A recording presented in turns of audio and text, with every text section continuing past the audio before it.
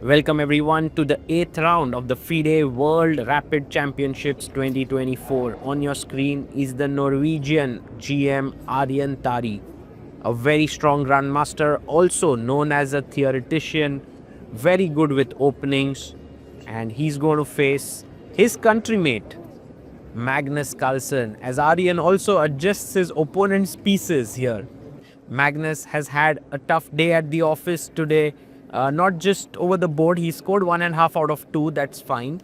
But he has been asked to change his jeans because that's not allowed according to the rules. As you can see him putting up his jacket and taking his chair. For now, Magnus's entire focus is on the game as he adjusts his pieces. And this, dear friends, is the ICC game of the day.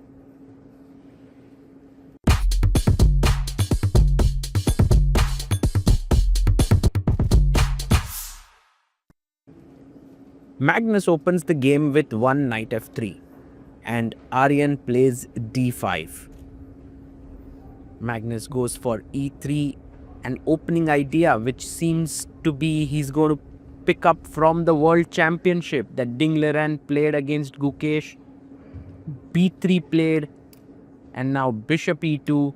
If you remember, Dingleren popped his bishop out to a3. And I guess Magnus is going to do just that. So Magnus also following the World Championship trends there. Bishop a3. Aryan brings his knight so that later on the bishop is defended when he plays e6. Pawn comes up to c4. And now e6 played.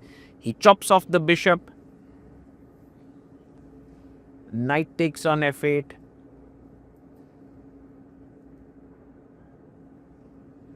And Magnus deciding between castles and knight c3. He goes for short castling. Knight comes back to d7. Just like how Gukesh played here, he short castled later. Pawn takes pawn. And he takes back with the pawn. Magnus pushes his pawn to b4. His typical idea here of going for the minority attack. White has 2 pawns here, black has 3, and these 2 pawns will try to press the black queen side. Knight comes up to c3, and now Aryan does go c6. Queen comes up to b3 with the idea of b5 at the right time. Rook e8 played, and maybe it's already time to push b5. He does it. You can't play c5 because the d5 pawn is hanging. So Aryan goes queen a5 here. But Magnus has got that little thing going for him, which is the c pawn is going to become a weakness here. Knight comes up to c5. Magnus comes back with his queen. He knows that he's going to be taking here. And now he does chop off the pawn. Pawn takes, and you can see how the c6 pawn has become weak. The c5 square is weak, and Magnus wants to go into an endgame. d4 play. Now one thing that Magnus does not have is the b file here because the bishop controls the b1 square. But look at how he's moving back and forth with his queen. Queen came to d1, then to a4, then again back to d1.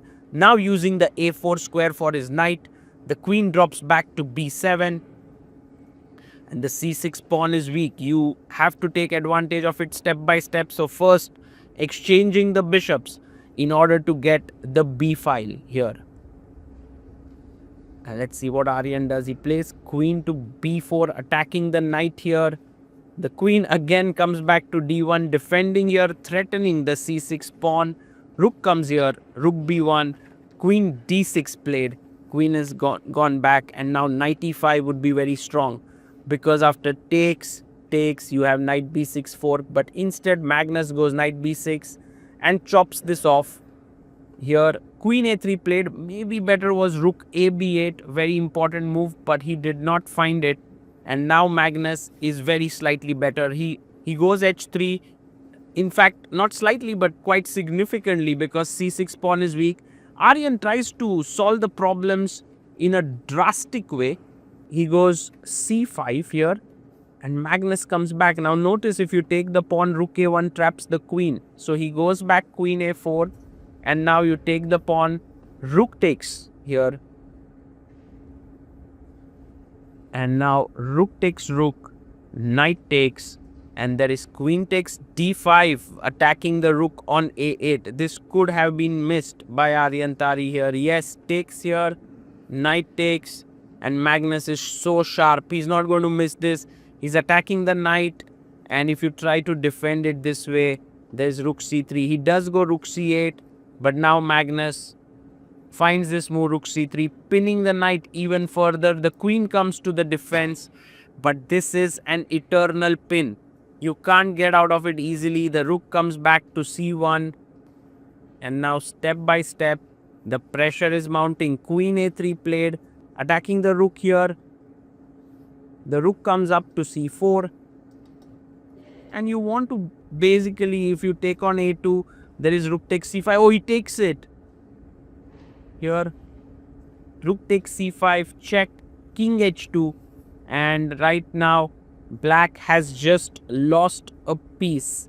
a4 played, and Magnus is now going to win this in style. Knight d4. The a pawn is slightly tricky because it can go to a3, a2, a1, but Magnus gives a check, king h7, and brings his queen back, and Aryan resigns. What a positional crush that was by Magnus, and we would so very much love to see more of him at this event. The way in which he's getting back on track, 2.5 out of 3 in this day, so he's 5 out of 8, and maybe has a chance to finish at the top if he keeps going this way. He's joking with his opponent. They are good friends after all. The arbiter comes in and reminds Magnus about his trousers, and you can see there Magnus, he's like someone who doesn't really care.